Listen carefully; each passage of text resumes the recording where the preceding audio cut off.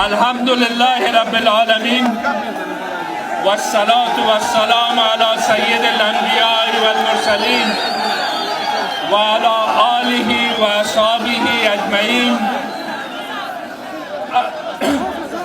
أما بعد، أعوذ بالله من الشيطان الرجيم. بسم الله الرحمن الرحيم.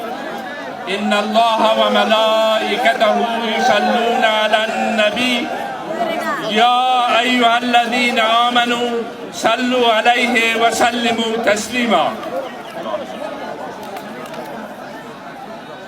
د مشرقی درنو مشرانو سپینگیرو زوانانو خوند و ورونو مجاهدینو استازانو علماء کرام، السلام علیکم و رحمت الله و برکاته.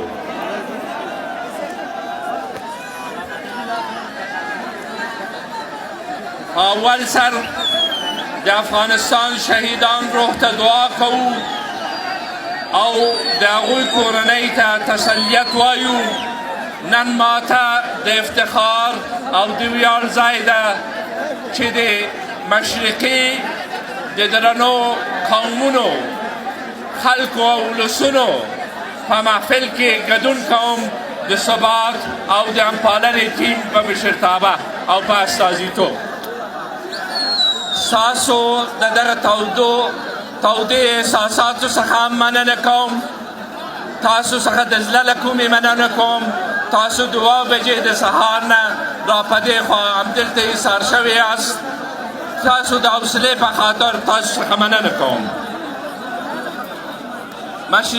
مشرقي ته چې راځم،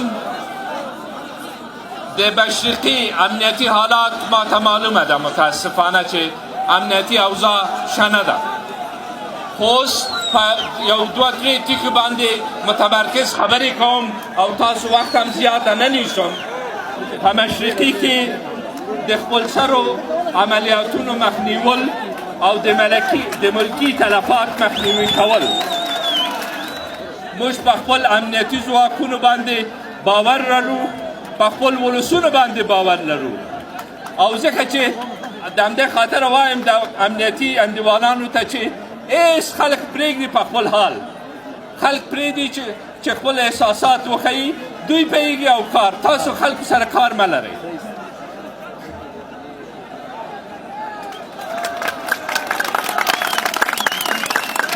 موږ د افغانستان کې ملي یووالي ته باور لرو او دغه اوسنۍ غونډه ستاسو، دغه احساسات ستاسو، دغه مشران چې دلته راغلي دي، دغه ځوانان چې دلته راغلي دي، دا یوه نمونه ده. ګورئ چې څه وایم. متفکر چلنج ورکړی و چې ما غونډې نیولې ده په ننګرهار کې، بیا بل څوک یې ونیسي. راشه وګوره. اول یې معلومیږي، آخر یې نه معلومیږي. د دغه خیمې نه هاخوا ته خلکو ته وګورئ چې د سهار نه راغلي دي.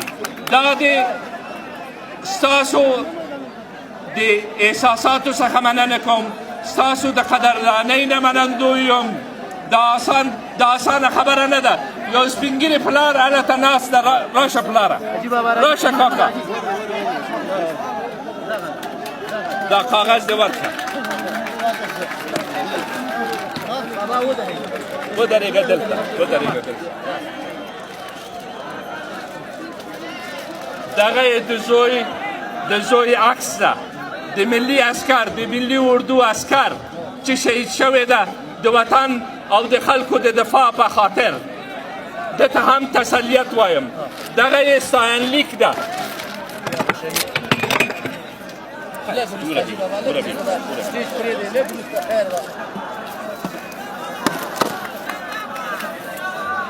دغه یې ستاینلیک ده د هغه شهید او دا یې پلار ده. بل شی نه غواړي. دا وطن ته دفاع کوي، د سولې په خاطر دعا کوي. هېڅ خوښنه نه درلود.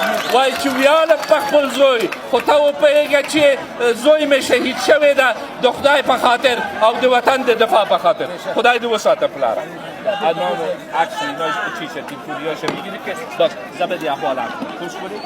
زه چې وایم چې ما مخکې په خپل مصاحبو کې ویلی وو چې جناب متفکر چا سره مشوره نکوي. دا یوه نمونه درته وایم.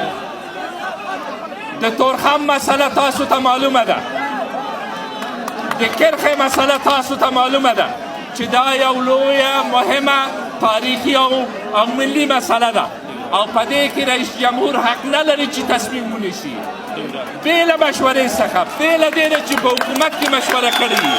دا کار کړې ده. دا وطن شخصي متاع ستا نه ده.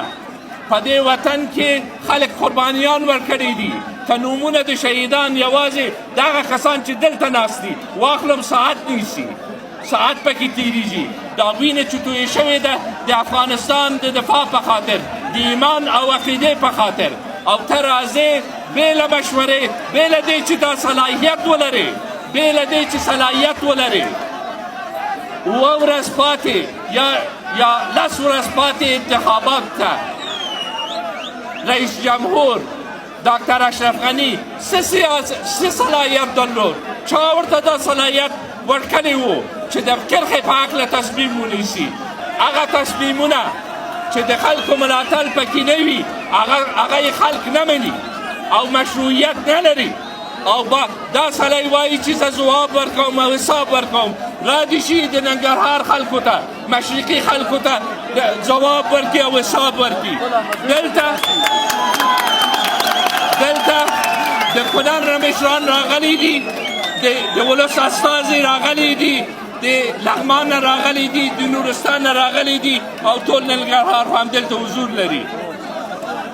یو ځل بیا تاسو ټولو څخه د زړه له کومې مننه کوم. د سولې په هکله هېڅ شک مو نه لرئ، د سولې په هکله چې موږ صادقانه ژمنتیا لرو سولې دپاره، باعزته سوله او هغه قربانیګانې چې تاسو او خلک یې ورکړې ده هغه د سولې په خاطر ده، د جګړې د ادامه په خاطر نه و.